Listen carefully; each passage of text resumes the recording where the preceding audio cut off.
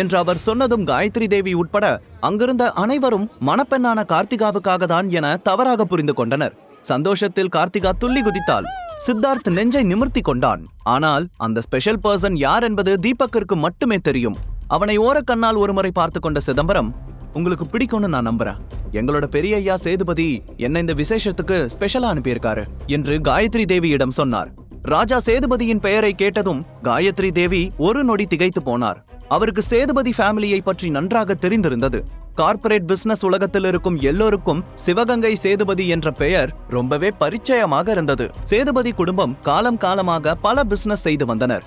அவ்வளவு பெரிய குடும்பத்திலிருந்து தன்னுடைய வீட்டிற்கு கிஃப்ட்ஸுடன் வருவார்கள் என்று காயத்ரி தேவி கொஞ்சமும் எதிர்பார்க்கவில்லை. காயத்ரி தேவியின் அருகில் நின்றிருந்த கேசவன் மற்றும் சித்தார்த்துக்கும் அதே கேள்விதான் மனதிற்குள் ஓடிக்கொண்டிருந்தது.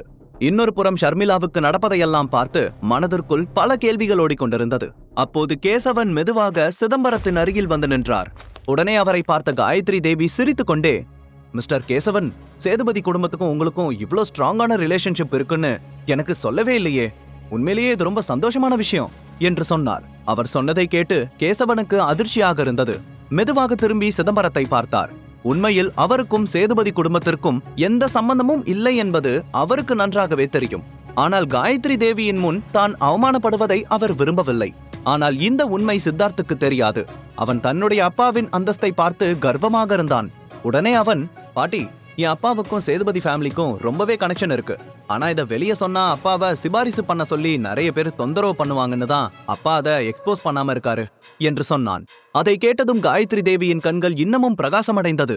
வாவ், இது எவ்வளவு பெரிய விஷயம்! கார்த்திகாவுக்கு இவ்வளவு பெரிய இடத்துல சம்மந்தம் அமையும்னு நான் கொஞ்சமும் நினைச்சு பார்க்கல. கல்யாணத்துக்கு அப்புறம் மிஸ்டர் கேசவனை வச்சே எப்படியாவது சேதுபதி குடும்பத்துக்குள்ள நுழையணும் என்று தனக்குள் சொல்லியபடியே அங்கே வந்திருந்த விலை உயர்ந்த பரிசு பொருட்களை எல்லாம் பார்க்க தொடங்கினார். அங்கே நடப்பதையெல்லாம் பார்த்து இன்னமும் அவரால் நம்ப முடியவில்லை. ஆனால் இதற்கு பின்னால் இருக்கும் ஆள் தீபக் தான் என்பது அங்கே இருக்கும் யாருக்கும் தெரியவில்லை. எங்களோட நன்றிய சேதுபதி ராஜாவுக்கு சொல்லுங்க.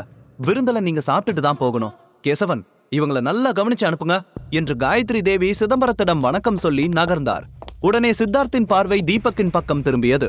தீபக், இங்க பாரு, இந்த வீட்டுக்கு நானும் ஒரு மருமகன் தான், நீயும் ஒரு மருமகன் தான். ஏன் முன்னாடி நீ ஒண்ணுமே கிடையாது. நீ ஷர்மிளாவுக்கு மட்டும் இல்ல, இந்த ஒட்டுமொத்த குடும்பத்துக்குமே பெரிய வேஸ்ட் லக்கேஜா இருக்க. நீ என்ன ட்ரை பண்ணாலும் இந்த ஜென்மத்துல என்ன மாதிரி ஆக முடியாது என்று நக்கலாக சொன்னான். அவன் பேசுவதையெல்லாம் பார்த்து சிதம்பரத்திற்கு பயங்கரமான கோபம் வந்தது.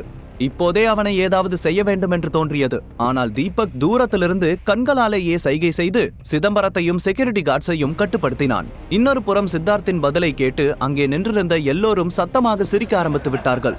அவர்கள் தீபக்கை அவமானப்படுத்துவதை பார்த்து ஷர்மிளாவுக்கு கவலை வந்தது. அதை கவனித்த தீபக் எதுவும் சொல்லாமல் அந்த இடத்தை விட்டு வெளியே நடந்தான். சித்தார்த் அமைதியாக அவனையே பார்த்து கொண்டிருந்தான். மேடைக்கு வந்த காயத்ரி தேவி சிரித்து கொண்டே எல்லோரையும் பார்த்து, இன்னைக்கு என்னோட வாழ்க்கையில மிகப்பெரிய நாள். நான் என்னோட பேத்திய சரியான இடத்துல தான் சம்பந்தம் பண்ணி கொடுத்துருக்கேன்னு நினைக்கும் போது உண்மையிலேயே என்னோட மனசு நிம்மதியா இருக்கு. இந்த சந்தோஷமான தருணத்தை எல்லாரும் அனுபவிக்கணும். இந்த விருந்த இன்னமும் டபுள் ஆக்க போறேன். எல்லாரும் சந்தோஷமா என்ஜாய் பண்ணுங்க என்று சொன்னார். காயத்ரி தேவியின் வார்த்தைகளை கேட்டு அனைவரும் சிரித்துக் கொண்டே அந்த இடத்திலிருந்து கலைந்து சென்றார்கள். சித்தார்த்தும் தன்னுடைய பொய்களுடன் எல்லோருடனும் சிரித்து பேசிக் கொண்டிருந்தான். அந்த சமயத்தில் சிதம்பரத்தின் கண்கள் இன்னமும் கோபத்தில் நிரம்பி இருந்தது. அவர் தீபக்கை தேட ஆரம்பித்தார். சரியான அந்த சமயத்தில் தீபக்கிடமிருந்து கால் வர உடனே அட்டன் செய்து, சின்னையா என்று சொன்னார். அங்கிள், நான் செலக்ட் பண்ணன அந்த நெக்லஸை கொண்டு வந்தீங்களா என்று தீபக் கேட்க, ஆமா சின்னையா, என்கிட்டதான் இருக்கு என்று சொன்னார் சிதம்பரம். சரி, நான் பின்பக்கம் நிக்கிறேன், யாரும் பார்க்காத மாதிரி சீக்கிரம் வாங்க என்று தீபக் சொல்ல சிதம்பரம் சரி என்று சொல்லிவிட்டு வேகமாக பின்புற கேட்டிற்கு சென்றான். தீபக்கிடம் பேசிய பிறகு சிதம்பரத்தின் முகம் கொஞ்சம் சாந்தமானது. நெக்லஸ் அவரிடம்தான் இருந்தது. தீபக் சொன்னதிலிருந்து அதை எப்போதும் தன்னிடமே வைத்திருந்தார். போனை கட் செய்ததும் யாரும் கண்டுகொள்ளாத நேரத்தில் வீட்டின் பின்புற கேட்டிற்கு சென்றார். அங்கே தீபக் அவருக்காக காத்து கொண்டிருந்தான். சிதம்பரம் வந்ததுமே பாக்கெட்டில் இருந்த கிரீன் ஸ்டோன் நெக்லஸை எடுத்து தீபக்கிடம் கொடுத்தார். தீபக் அதை வாங்கி பார்த்ததுமே அவனுக்கு ஷர்மிளாவின் ஞாபகம் தான் வந்தது. சிதம்பரம் அவனுடைய முகத்தையே பார்த்து கொண்டிருந்தார். தீபக் சிரித்து கொண்டே, இந்த நெக்லஸ் ஷர்மிக்கு ரொம்ப பிடிச்சிருந்தத நேத்து ஜுவல் ஷாப்ல பார்த்தேன், அவளுக்கு நிச்சயமா சர்ப்ரைஸா இருக்கும் என்று சொல்ல சிதம்பரம் கொஞ்சம் தயக்கத்துடன், சின்னையா, நான் இப்படி சொல்றேனேன்னு என்ன தப்பா நினைக்காதீங்க. நீங்க ஷர்மிளா மேல ரொம்ப பிரியம் வச்சிருக்கிறது இதெல்லாம் பார்க்கும்போதே தெரியுது. இன்னமும் 1 வருஷத்துல நீங்க அவங்கள டிவோர்ஸ் பண்ணிட்டு சௌந்தர்யாவை கல்யாணம் பண்ணிக்கணும். அந்த சமயத்துல நீங்க எப்படி இதுல இருந்து வெளியே வர போறீங்க? ஷர்மிளா மேல உங்களுக்கு பாசம் அதிகமாக அது உங்களுக்கு தான் பிரச்சனை. மனசார ஒருத்தங்க மேல ஆசை வச்சா அதுல இருந்து வெளியே வர்றது எவ்வளவு கஷ்டம்னு எனக்கு தெரியும் என்று சொன்னார். அவர் சொன்னதை கேட்டதும் தீபக் ஒரு நொடி அமைதியாக நின்றவன் மீண்டும் நெக்லஸை ஒரு முறை பார்த்தான். அவன் மனது ஒரு கணம் பாரமாகியது. ஷர்மி, சௌந்தர்யா இருவரையும் திருமண கோலத்தில் நினைத்து பார்த்தவன் சிதம்பரத்தின் முகத்தை பார்க்காமல், அங்கிள், நான் கொடுத்த வாக்குல இருந்து எப்பவும் மாற மாட்டேன். 1 வருஷம் கழிச்சு என்ன நடந்தாலும் நான் ஷர்மிளாவை விட்டுட்டு வருவேன் என்று சொன்னான். சிதம்பரத்தின் கண்களில் இருந்த பயத்தையும் கவலையையும் அவனால் நன்றாகவே புரிந்து கொள்ள முடிந்தது. சரி, யாராவது பாக்கிறதுக்குள்ள நீங்க இங்க இருந்து கிளம்பிடுங்க என்று தீபக் சொல்ல உடனே சிதம்பரம் தலையை ஆட்டியபடி அந்த இடத்தை விட்டு நகர்ந்தார். சிதம்பரம் உள்ளே சென்றதும் காயத்ரி தேவியை பார்த்து, மிஸ் காயத்ரி, எனக்கு நிறைய வேலை இருக்கு, நான் உடனே கிளம்பி ஆகணும் என்று சொல்ல, சார், உங்களுக்காக தான் இங்க நிறைய ஏற்பாடுகளை பண்ணிட்டு இருக்கேன். நீங்க எங்க ஸ்பெஷல் ராயல் கெஸ்ட், இன்னமும் கொஞ்ச நேரம் இருந்து எல்லாத்தையும் பார்த்துட்டு போலாமே என்று சொன்னார். உடனே சிதம்பரம் மெல்லிய புன்னகையுடன், இன்னொரு தடவை கண்டிப்பா வர மேடம், இப்ப நான் உடனே போயாகணும், இல்லனா பிரச்சனை ஆயிடும் என்று சொன்னவர் அங்கிருந்து கிளம்பி வெளியே நடக்க ஆரம்பித்தார்.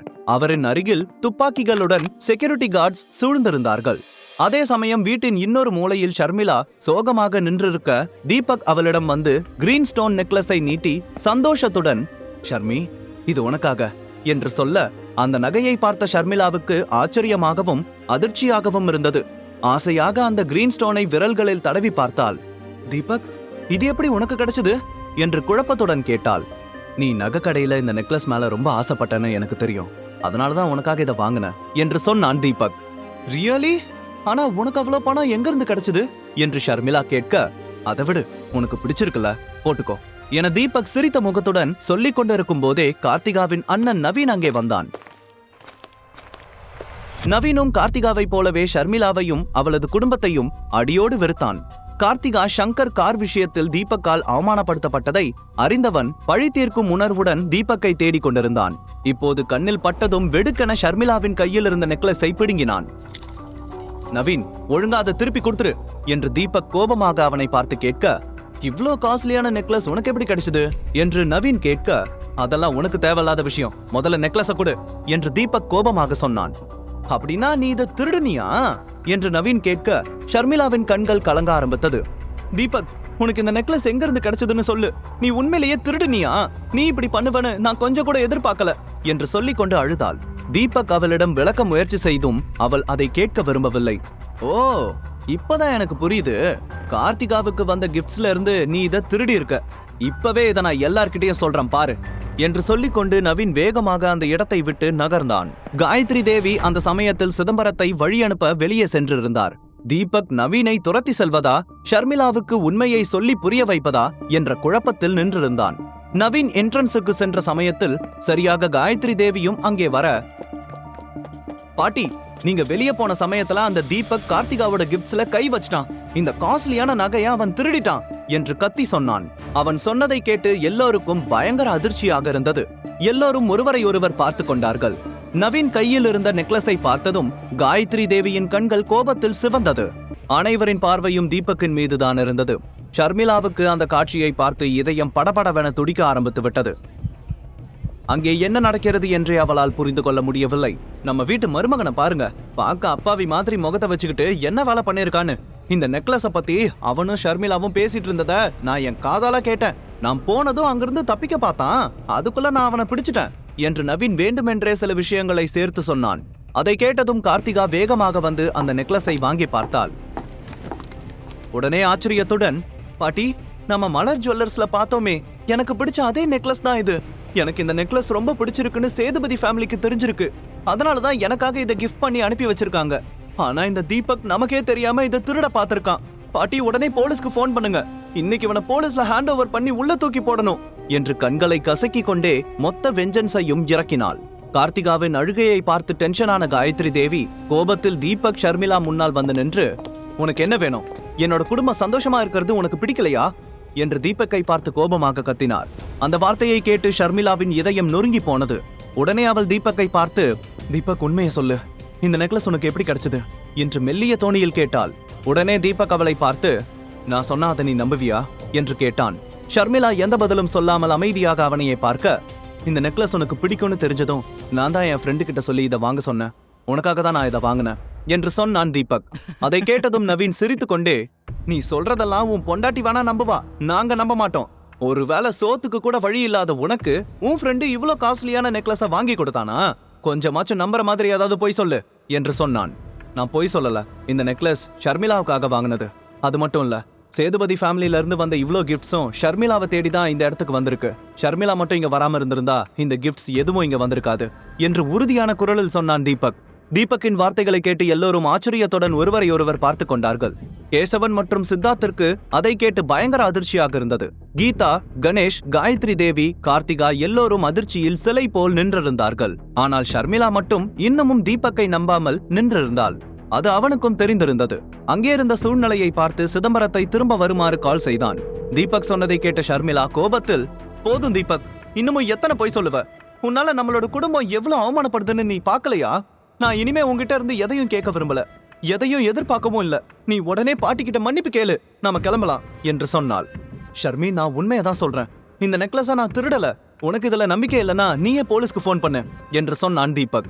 உடனே கார்த்திகா அவனை பார்த்து, நீ சொல்லலனாலும் நாங்க அதை தான் பண்ண போறோம். இங்கிருந்து உன்னால தப்பிக்க முடியாது என்று சொல்லிக்கொண்டே போலீஸ்க்கு கால் செய்ய போனை எடுக்க அடுத்த நொடியே ஷர்மி அவளை தடுத்தாள்.